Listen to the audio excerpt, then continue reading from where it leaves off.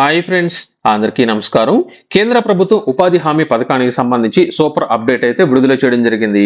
పని దినాలు మీకు కల్పించలేకపోయినట్లయితే అటువంటి వారందరికీ నిరుద్యోగ భృతి అందజేయబోతున్నట్లయితే తెలియజేయడం జరిగింది.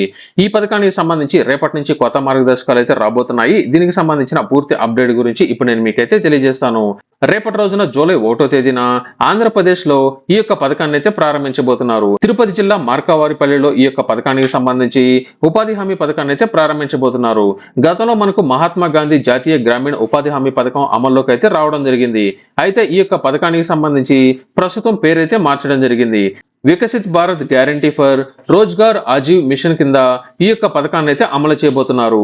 2005లో గతంలో ఈ యొక్క పథకాన్ని ప్రారంభించినప్పటి నుంచి ఈ యొక్క పథకానికి సంబంధించిన లబ్ధిదారులు రిజిస్ట్రేషన్ చేసుకున్న తర్వాత కార్డులు అనేది జారీ చేసి 100 రోజుల వరకు పని దినాలు అయితే కల్పించడం జరిగింది. తాజాగా తీసుకున్న నిర్ణయాల ప్రకారం 100 రోజుల నుంచి 125 రోజులు లబ్ధిదారులకు పని దినాలు అయితే కల్పించబోతున్నారు.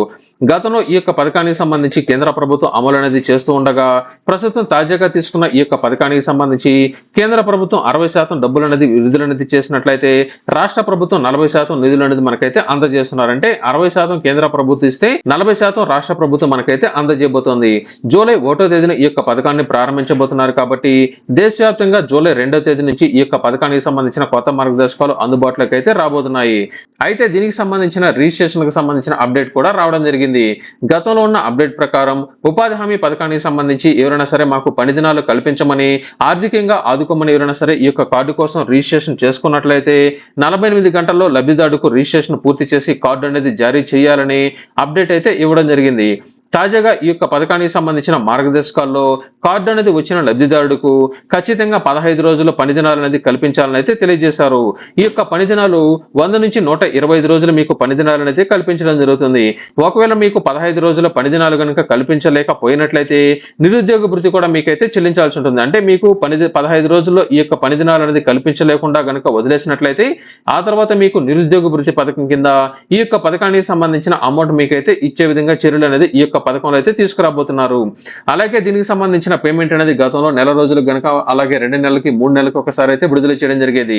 ఇక మీదట ఈ యొక్క పథకానికి సంబంధించి తీసుకొచ్చిన కీలక మార్గదర్శకాల ప్రకారం ప్రతి వారం అంటే ప్రతి 7 రోజులకు ఒకసారి మీకైతే పేమెంట్ అయితే విడుదల చేయడం జరుగుతుంది. 7 రోజులకు ఒకసారి మీకు పేమెంట్ అనేది పడుతుంది కాబట్టి ఎవరికి పేమెంట్ అనేది పడింది ఎవరికి పేమెంట్ అనేది పడలేదు గుర్తించి ఆ తర్వాత విడతలో మిగిలిన లబ్ధిదారులకు అయితే అందజేస్తారు.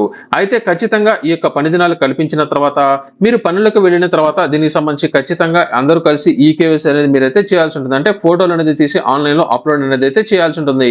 గతంలో పేపర్ల మీద మాత్రమే వీటిని అయితే టిక్ మార్కులు అనేది పెట్టుకోవడం జరిగేది. చాలా మంది పని దినాలకు రాకుండా కూడా పేమెంట్ అయితే తీసుకోవడం జరిగింది. ఇక మీదట అలా జరగకుండా పని దినాలకు వచ్చిన ప్రతి ఒక్కరికి సంబంధించి ప్రతిరోజు ఫోటోలు అనేది తీసి ఆన్లైన్ లో అప్లోడ్ అనేది అయితే చేయాల్సి ఉంటుంది. అప్లోడ్ చేసిన తర్వాత వారం రోజుల్లో మీకు బిల్ అనేది అయితే మీ యొక్క బ్యాంక్ అకౌంట్ కు ఏదైతే ఆధార్ నంబర్ లింక్ అనేది అయి ఉందో ఆ యొక్క లింక్ అయిన ఆధార్ నంబర్ కు పేమెంట్ అయితే జమ కావడం జరుగుతుంది. రేపటి నుంచి ఆంధ్రప్రదేశ్ లో ఈ యొక్క పథకానికి సంబంధించిన కొత్త మార్గదర్శకాల ప్రకారం ఉపాధి హామీ పథకానికి సంబంధించి 125 రోజుల పని దినాలు మీకైతే కల్పించడం జరుగుతుంది.